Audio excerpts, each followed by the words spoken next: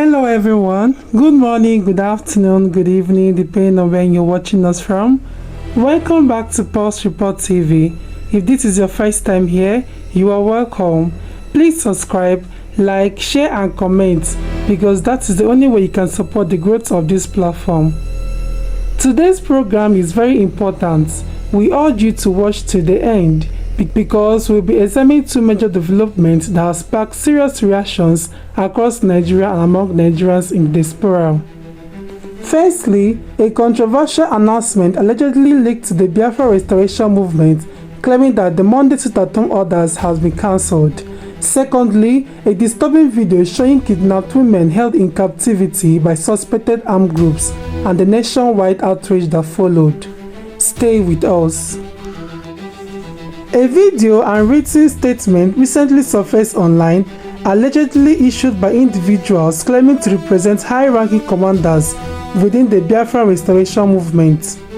According to the statement, which was said to have originated from senior figures within the movement structure, Monday sit-at-home orders are now cancelled. The message claimed that sit-at-home actions are voluntary and not compulsory. There will be no enforcement going forward. Schools are expected to reopen and children should return to classes, and traders are free to decide whether to open their shops or not. The statement also suggested that the previous sit-at-home observed earlier in February was a one-off action and will not be repeated. However, what narrated widespread concern was the language used in the message, which included strong warnings, aggressive statements, and threats directed at political authorities and government institutions. At Pulse Report TV, we must be very clear. We do not support threats, violence, or destruction of lives and property. Our duty is to report, analyze, and amplify public concerns responsibly.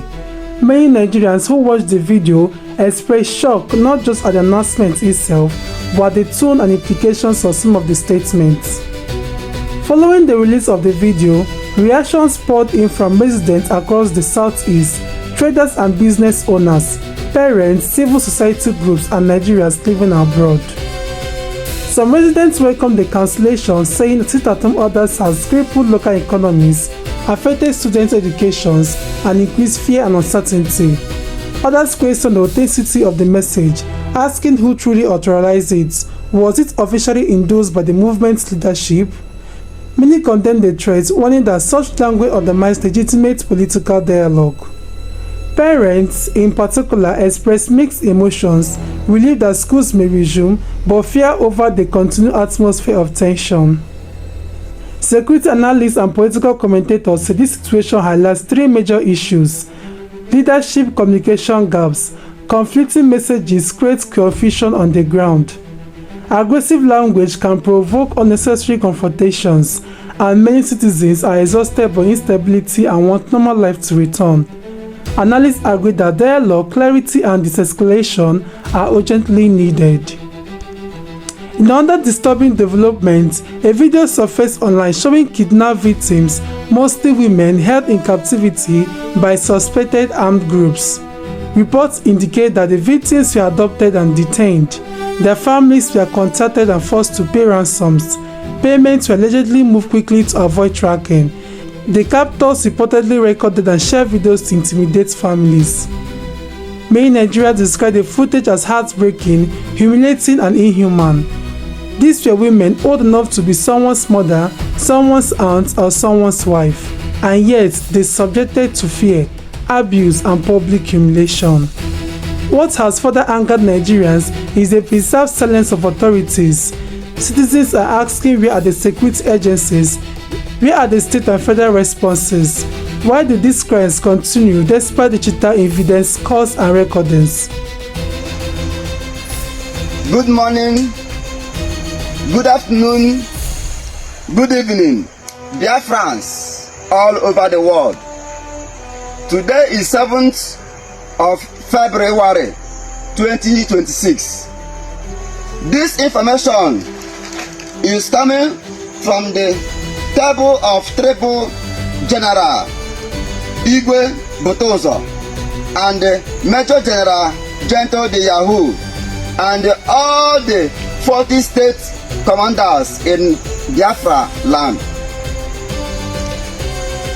As the information reaching to my table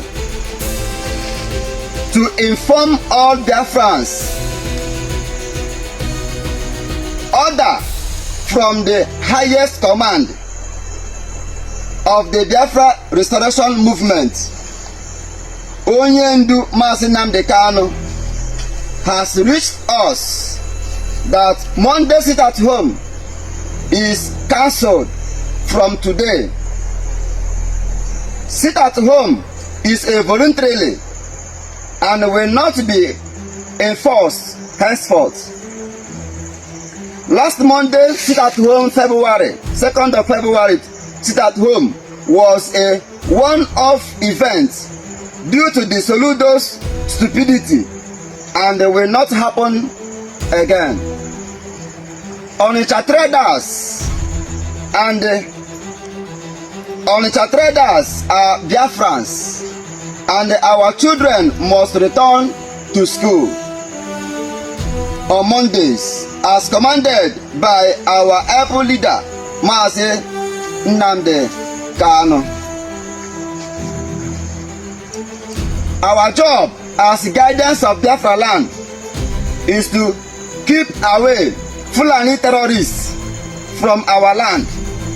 That is the task our supreme leader, Mazi Nnamdi Kanu, gives us, and we must follow it to the letter. No enforcement will be tolerated henceforth. Our traders should decide if they want to open or not. Any intimidation from Soludo or any government will force us to react. If Soludo is as stupid to lock down any shop in Onitsha, his family, house, and that of his in-laws,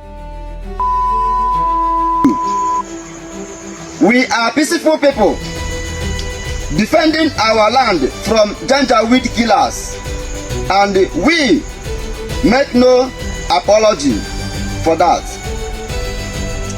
Igbo politicians and the Nigerians should pray nothing happens to our supreme leader, Onye Ndu Mazi Nnamdi Kanu. Our people should see what is happening in Yoruba land as an example of what happens to a lazy, cowardly people.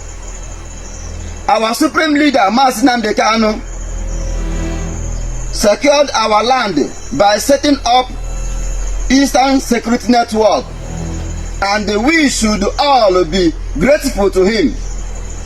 And the Biafra Defense Forces, Biafra Liberation Army, Naval and the Air Force hereby declare that it is our job to defend our land, and we must do it.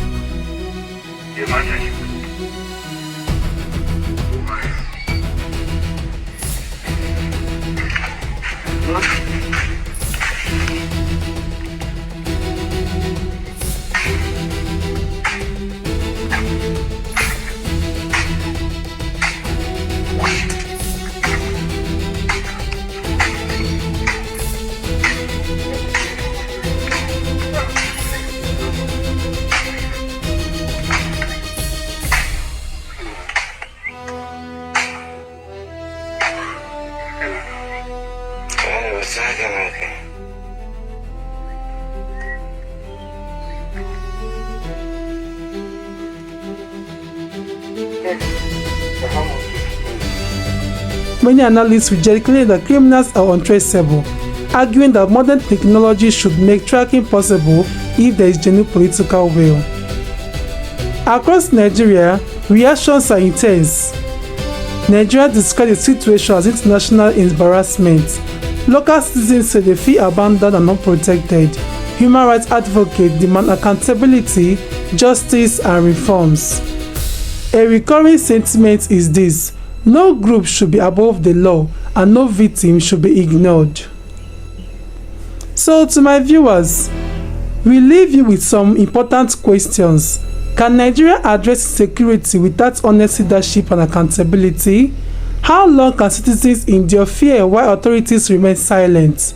Should political movements rethink their language to avoid further harm? What practical steps can truly protect innocent lives? Let us know what you think in the comment section. Please don't forget to like, share, subscribe and comment. That is the only way you support Pulse Report TV and help us grow. Thank you for watching, thank you for your support, and thank you for standing for truth. Until next time, stay safe, stay informed, and be alert.